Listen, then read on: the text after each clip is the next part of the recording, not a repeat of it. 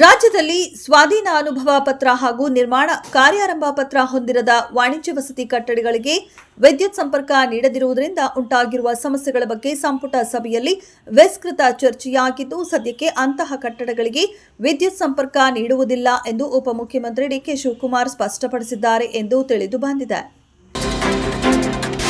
ವಿಶ್ವವಿಖ್ಯಾತ ನಾಡಹಬ್ಬ ಮೈಸೂರು ದಸರಾ ಮಹೋತ್ಸವದ ಪ್ರಮುಖ ಆಕರ್ಷಣೆಯಾದ ಜಂಬೂ ಸವಾರಿ ಮೆರವಣಿಗೆಯಲ್ಲಿ ಈ ಬಾರಿ ಯಾವ್ಯಾವ ಆನೆಗಳನ್ನು ಕರೆತರಬೇಕು ಎಂಬ ನಿಟ್ಟಿನಲ್ಲಿ ಅರಣ್ಯ ಇಲಾಖೆ ಸಿದ್ಧತೆ ಆರಂಭಿಸಿದೆ. ಈ ಬಾರಿಯ ದಸರಾ ಮಹೋತ್ಸವ ಸೆಪ್ಟೆಂಬರ್ 22ರಿಂದ ಅಕ್ಟೋಬರ್ 2ರವರೆಗೆ ಅಂದರೆ 11 ದಿನಗಳವರೆಗೆ ನಡೆಯಲಿದೆ. ಅಕ್ಟೋಬರ್ 2ರಂದು ವಿಜಯದಶಮಿ ಮೆರವಣಿಗೆಯು ನಗರದ ರಾಜಮಾರ್ಗದಲ್ಲಿ ಸಾಗಲಿದೆ. ಇದರಲ್ಲಿ ಭಾಗವಹಿಸಲು ತಯಾರಿ ನೀಡುವುದಕ್ಕಾಗಿ ಆನೆಗಳ ಆಯ್ಕೆ ಪ್ರಕ್ರಿಯೆ ನಡೆಸಲಾಗುತ್ತಿದೆ. ಸರ್ಕಾರ ಪಕ್ಷದ ಆಂತರಿಕ ವಿಚಾರ ಹಾಗೂ ಅಧಿಕಾರ ಬದಲಾವಣೆ ಕುರಿತು ಯಾರು ಬಹಿರಂಗ ಹೇಳಿಕೆ ನೀಡುವಂತಿಲ್ಲ ಎಂದು ಹೈಕಮಾಂಡ್ ಸ್ಪಷ್ಟ ಸೂಚನೆ ನೀಡಿದೆ. ಇದನ್ನ ಯಾರೇ ಉಲ್ಲಂಘಿಸಿದರೂ ಹೈಕಮಾಂಡ್ನ ಕ್ರಮ ಎದುರಿಸಬೇಕಾಗುತ್ತೆ ಎಂದು ಮುಖ್ಯಮಂತ್ರಿ ಸಿದ್ದರಾಮಯ್ಯ ಸಂಪುಟ ಸದಸ್ಯರಿಗೆ ಎಚ್ಚರಿಕೆ ನೀಡಿದ್ದಾರೆ. ಮುಖ್ಯಮಂತ್ರಿ ಸಿದ್ದರಾಮಯ್ಯ ಅವರು ತಮ್ಮ ಪಕ್ಷದ ಶಾಸಕರ ವಿಶ್ವಾಸ ಕಳೆದುಕೊಂಡಿದ್ದಾರೆ ಮತ್ತು ಕಾಂಗ್ರೆಸ್ ಪ್ರಧಾನ ಕಾರ್ಯದರ್ಶಿ ರಣದೀಪ್ ಸಿಂಗ್ ಸುರ್ಜೇವಾಲಾ ಅವರ ಸರ್ಕಾರ ಬದಲಾವಣೆಗೆ ವೇದಿಕೆ ಸಿದ್ಧಪಡಿಸಲು ಬೆಂಗಳೂರಿನಲ್ಲಿದ್ದಾರೆ ಎಂದು ಬಿಜೆಪಿ ರಾಜ್ಯಾಧ್ಯಕ್ಷ ಬಿವೈ ವಿಜಯೇಂದ್ರ ಹೇಳಿದ್ದಾರೆ.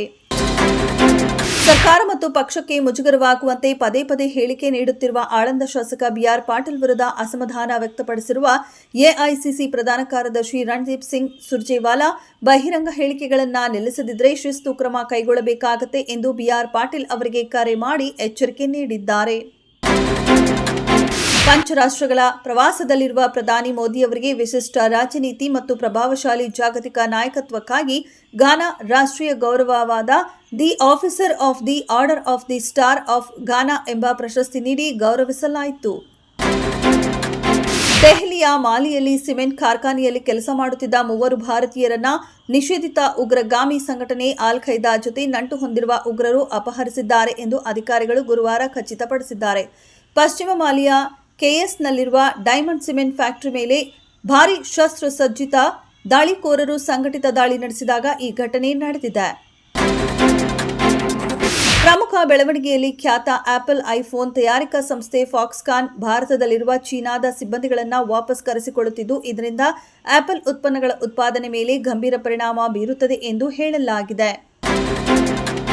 ಭಾರತೀಯ wicket keeper batter Rishabh Pant ಹೊಸ ಪುರುಷರ ಟೆಸ್ಟ್ ರ್ಯಾಂಕಿಂಗ್ನಲ್ಲಿ ತನ್ನ ಜೀವನ ಶ್ರೇಷ್ಠ ರೇಟಿಂಗ್ ಪಡೆದಿದ್ದಾರೆ. ಇಂಗ್ಲೆಂಡ್ ವಿರುದ್ಧದ ಮೊದಲ ಟೆಸ್ಟ್ ಪಂದ್ಯದಲ್ಲಿ ಅವಳಿ ಶತಕಗಳನ್ನು ಗಳಿಸಿ ಅಮೋಘ ಪ್ರದರ್ಶನ ನೀಡಿದ್ದ ಪಂತ್ ಅವರು ಟೆಸ್ಟ್ ಬ್ಯಾಟಿಂಗ್ ರ್ಯಾಂಕಿಂಗ್ನಲ್ಲಿ ಅವರೇ 6ನೇ ಸ್ಥಾನ ಪಡೆದಿದ್ದಾರೆ.